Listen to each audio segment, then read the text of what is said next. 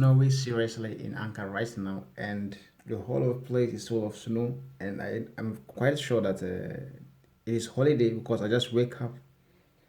I slept early yesterday and I wake up, but I couldn't check outside. But this morning I wake up somewhere around 11:30. So when I watch through the window, I could see that I have some snow here. So now I was shocked. So I decided to open the window. So immediately I opened the window. This is what I can see. The whole place is covered of snow. So this is what happened. So as I was saying that if you are a student and you want to live outside the campus, these are some of the problems. Maybe imagine that this morning I have an exams and then I wake up like this. Sometimes if it has snow like this, the bus don't normally come. There's a car they would say car which will come and scoop all the snow out before the car could come to this place. So in this situation, it means I'm stuck in the house. I won't be able to go for the exams or for lectures the whole day. So this is one of the disadvantages of you living outskirts of the town or living somewhere far away from your school. When anytime it has snow, I would like to encourage students to live closer to the school or live on campus because in this situation you're kind of very stuck. But in summer you're gonna enjoy. So as I was saying last time that some of you were asked about the accommodation system in Turkey. So recently, there's not any kind of problem with accommodation system for students, particularly for foreign students, because when you come, it's quite very easy for you to get accommodation. And I'm going to guarantee you that accommodation in Turkey is very cheap as compared to other European countries because even if you can, in a month, you could spend somewhere around 150 dollars including your electricity and the bills. That's if you're sharing a flat with your friends or your colleagues, you could pay this amount of money. Or if you're going to rent the apartment yourself or you want to live alone, I'm pretty sure that you're not going to spend more than $200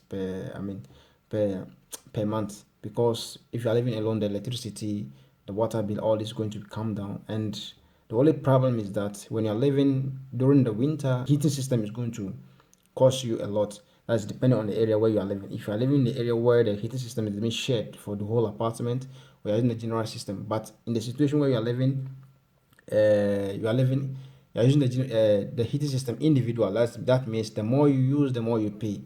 It means you don't have any problem with that. You can off some of the heating system in the house and use some only one.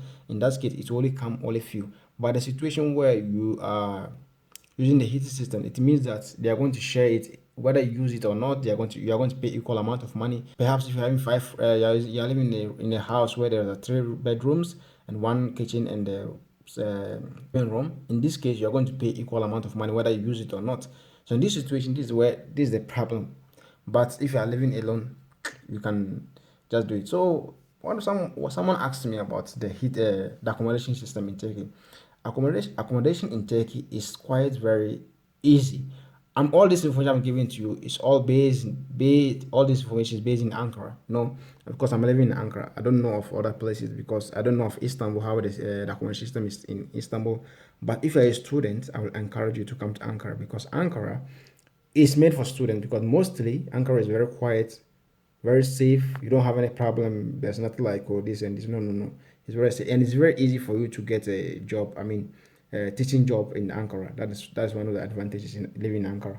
But there are others in Istanbul also. I think it's quite good because in Istanbul you could find a lot of black people because there is a place I don't know it's called Taksim or something like that. When you go to that place, there are only a lot of black people living over there. You can only so you're going to feel like home in Istanbul, but in Ankara you just think of you are living in a because Ankara is the capital, so everything is more official and it's kind of very safe for you. So that's the only difference. So I will encourage you to come to Ankara and school in Ankara because Ankara is the best. Anyway, the next video that I'm going to do, I'm going to talk about the cheap universities in Ankara and in Turkey as well. And the next video is going to be the how to get Turkish visa, how to get a visa to come to Turkey, and how to get a scholarship to come to Turkey. Because currently the scholarship is almost it's about to be open. So I will do the video about that and how to go the process. I have already have a previous video about that also. You can check it from my video list. So thank you for listening. And guys, please, if you're new here, try to subscribe. It has been a long time that I have uploaded, because and some of you have sent me an emails, and I have tried as much as I can to reply some of you. And some of you too, you have sent me. If I wasn't able to reply, I'm sorry. And I'm back 100%, and I'm going to do everything buoyant. So see you next time. Bye.